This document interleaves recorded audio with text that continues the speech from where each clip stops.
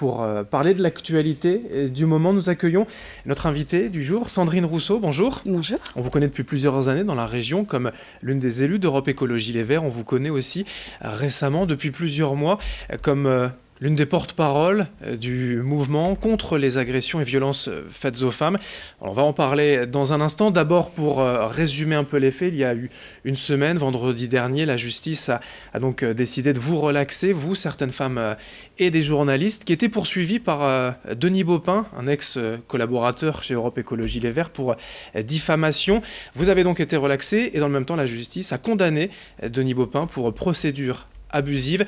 Ce n'est pas une décision seulement symbolique, ça veut dire beaucoup pour vous. C'est une décision qui fera date, je pense, et qui fera jurisprudence pour beaucoup d'autres femmes. C'est que les hommes qui agressent et qui sont violents vis-à-vis des femmes ne peuvent pas porter plainte après en diffamation quand les femmes parlent. Et ça, c'est vraiment quelque chose de nouveau et je suis très très heureuse de ce jugement et très fière aussi. C'est quoi la suite de le poursuivre pour agression sexuelle? Non, là, les faits sont prescrits. Non, parce que là, les faits sont prescrits. Moi, je voulais juste que, et je pense qu'on était toutes dans ce cas-là, on voulait juste que justice passe. Et là, justice est passée. C'est-à-dire que Denis Baupin avait porté plainte contre nous en disant elles ont atteint à mon honneur, c'est pas vrai, je suis blanc comme neige. Et là, la justice a dit non seulement vous n'êtes pas blanc comme neige, mais en plus, vous n'aviez pas à attaquer ces femmes qui ont parlé de manière juste. Donc, je veux dire, c'est quand même très fort comme jugement. Oui, c'est une décision, vous l'avez dit, qui fera date. Votre affaire Denis Baupin, si on peut dire entre guillemets, a précédé l'affaire Weinstein et le mouvement MeToo. Voilà, ce n'est pas forcément quelque chose qui peut être glorieux, mais en tout cas, vous étiez en quelque sorte précurseur de cette lame de fond qui traverse le monde, libérer la parole des femmes, c'est ça le plus important. Oui, on était précurseurs et puis on dit beaucoup de la France qu'elle est en retard sur ces questions. Finalement, c'est quand même depuis la France que les choses se sont passées aussi avant l'affaire Weinstein. Alors après, évidemment que c'est pas toujours facile et ça reste encore difficile pour les femmes de parler aujourd'hui, mais j'ai l'impression quand même qu'une espèce de nouvelle ère est arrivée qui permet au moins aux femmes de dire notre corps nous appartient, on ne peut pas le toucher sans notre accord. Et par contre, dès qu'on est d'accord, alors là, il n'y a pas de problème. Ça reste difficile de parler, mais vous sentez quand même un vrai mieux. Depuis 2 ans, on a fait beaucoup mieux en 2 ans qu'en 20 ou 30 ans quand même. Il n'y a pas de révolution, parce que moi je connais dans l'association Parler beaucoup de femmes encore qui ne parlent pas justement, qui viennent pour essayer de parler mais qui ont beaucoup de difficultés à parler. Les proches ont encore du mal à entendre, les entreprises ont encore parfois du mal à entendre et la justice a aussi parfois du mal à entendre.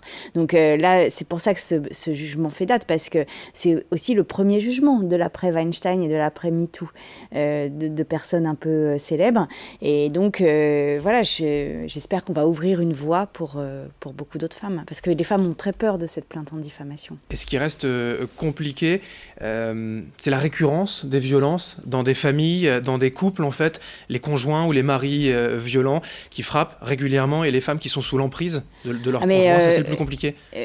Oui, alors il faut savoir que dans près de 80% des cas, on connaît la personne qui nous violente. Oui. Donc c'est pas parce qu'il y a un espèce de mythe qui est qu'on se fait violer dans la rue, dans un parking, mais en fait c'est très souvent des gens qu'on connaît. Et c'est une des difficultés, c'est que après on a beaucoup de mal à porter plainte, on a beaucoup de mal à en parler parce que y a quelque chose qui se noue au sein des familles, de l'entreprise et qui n'est pas très facile pour les femmes à dénouer. Mais là, j'ai l'impression quand même que pour la première fois, les entreprises mettent en place des dispositifs, avancent. J'ai l'impression que dans les familles, pour la première fois, on commence à parler de ces choses-là aussi.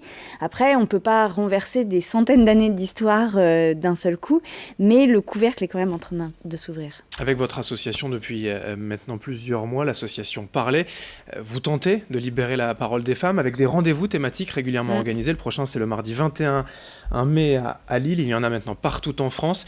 Comment ça se passe, ces rendez-vous? Comment réussir à faire parler c'est des rendez-vous tout simples. On partage un repas, un peu de quoi manger, et puis on est entre ce que j'appelle entre copines, c'est-à-dire entre femmes qui avons subi des choses similaires. Et donc, entre nous, tout est beaucoup plus facile. C'est-à-dire qu'on peut se dire les choses de manière beaucoup plus simple. On n'a pas peur du jugement de l'autre. On est toujours dans la bienveillance. On sait exactement par quoi passent les femmes parce que nous-mêmes, on y est passé. Et donc, c'est un lieu de confiance où on peut juste lâcher tout ce qui pèse si lourd. Et une fois qu'on a lâché ça dans ces réunions, eh bien, on a plus de force pour aller en justice. Et d'ailleurs, l'association donne des résultats assez étonnants puisqu'il y a beaucoup de femmes qui vont en justice grâce à tout ce travail. Et le premier pas, c'est donc déjà de réussir à venir Bien sûr, et je sais que c'est très difficile de franchir cette porte parce que c'est le premier pas en fait vers la guérison aussi un peu. Mais vraiment, si je peux m'adresser aux femmes, soyez confiantes parce que c'est un lieu où on est vraiment dans la bienveillance, dans l'amitié et vous n'avez rien à craindre à venir. Un autre sujet tabou, mais qui bouge aussi depuis quelques mois, c'est la précarité des étudiantes. Oui. En termes de protection hygiénique, l'Université de Lille va, comme d'autres d'ailleurs, offrir des protections. Ça y est, c'est déjà fait. C'est fait, effectivement. Depuis le mois de janvier. Voilà, vous êtes à l'origine effectivement de ce projet. C'était, je le disais, un vrai sujet tabou. Ça aussi, ça fait partie du tabou autour du corps des femmes. C'est que toutes les femmes ont leurs règles. Et pour autant, rien n'est fait pour que si ça arrive de manière inopinée à l'université, au collège, au lycée, dans l'entreprise ou au restaurant, rien n'est fait pour qu'on ait de quoi se protéger. Et donc, c'est quand même incroyable que dans toutes les toilettes publiques, il y ait du savon pour se laver les mains, du papier toilette, et puis pas de serviettes pour les femmes. Alors que ça concerne effectivement une personne sur deux. Mais ça concerne absolument toutes les femmes, là, pour le coup. C'est vraiment ce qui... Et donc, une personne sur deux à l'échelle de la planète, évidemment. Et donc, on a décidé de faire cette distribution de protection périodique gratuite. Ça a eu un très grand succès. Parce que c'est un budget aussi, quand même. Pour les étudiantes, ça coûte beaucoup d'argent. C'est énorme. Les évaluations vont de 300 à 1500 euros par an. Donc, c'est énorme dans un budget étudiant. Vous imaginez, même 600 euros dans un budget étudiant, c'est vraiment très conséquent. Donc, on a fait cette distribution gratuite de protection périodique et on la refera très régulièrement pour que les femmes et les étudiantes de l'Université de Lille puissent profiter de cet argent pour acheter un livre, ce qu'elles veulent, et puis qu'elles n'aient pas à choisir non plus entre un paquet de pâtes et un paquet de serviettes hygiéniques, ce que nous ont dit des étudiantes lors de la distribution. Elle a dit « Ah, j'ai un paquet de serviettes, je vais pouvoir m'acheter mon paquet de pâtes ». Ça fait quand même un peu mal au cœur. Effectivement. Merci Sandrine Rousseau d'être venue aujourd'hui pour nous parler de toute cette actualité. Votre association parlait sur le site internet, la page Facebook. Ensemble, on est plus forte. Ensemble, on est plus forte. Voilà, le message est passé. Merci d'être venu aujourd'hui passer effectivement ce message. Merci à vous de nous avoir suivis. L'info continue dans un instant.